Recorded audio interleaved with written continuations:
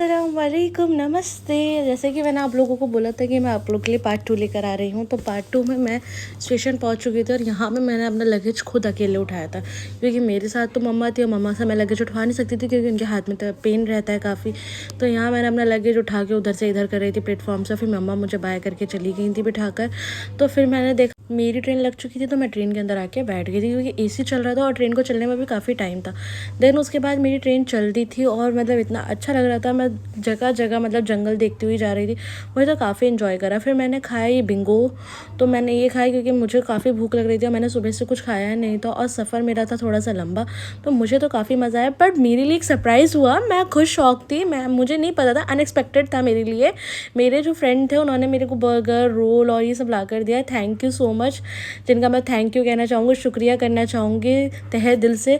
मेरे लिए अनएक्सपेक्टेड था और मैं बहुत ज़्यादा खुश थी उनसे मिलने के बाद। वो मुझसे मिलके जा चुके थे, फिर उसके बाद ये जंगल ही जंगल पड़ रहा था और यहाँ पे सिग्नल बिल्कुल नहीं आ रहे थे, फ़ोन की इतनी दिक्कत हो रही थी मुझे, मैं आपको क्या बताऊँ। फिर भी मैंने कहा कोई बात नहीं, और फिर मैं यहाँ रोल खाते खाते ना बहुत चीज़ें सोच रही थी माइंड में। मेरे फेस से पहचान सकते हैं कि मैं कितनी खुश हूँ, मतलब मैं खुश तो बहुत ज़्यादा थी उस टाइम, और मतलब मैं खाते पीते ना वही चीज़ सोच रही थी जो मैं नहीं बता सकती आप लोगों को, सॉरी।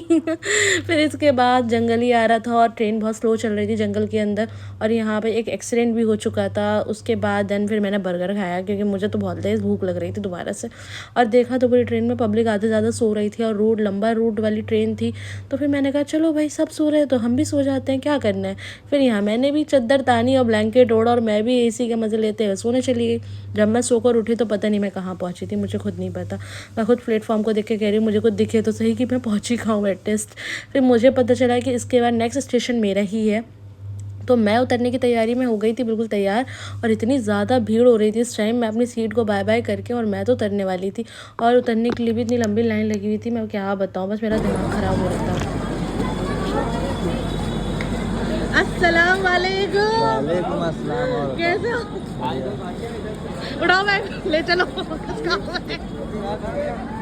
किसका बैग तुम्हें तो बुलाया। लिटरली मेरा मामा आ गया मेरे को लेने से, देखिए गाइस ये मेरा बैग लेकर अब जाएगा घर तक। ये होते हैं मामा लोगों की ड्यूटी,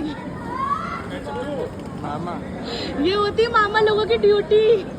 यहाँ तो बंद कर दो क्या? से रखा है और ये जो ला रहा है बाइक, हम इससे बोल रहे हैं हमको रिक्शा करा दो, नहीं करा रहा गाइस। पकड़े यहाँ से।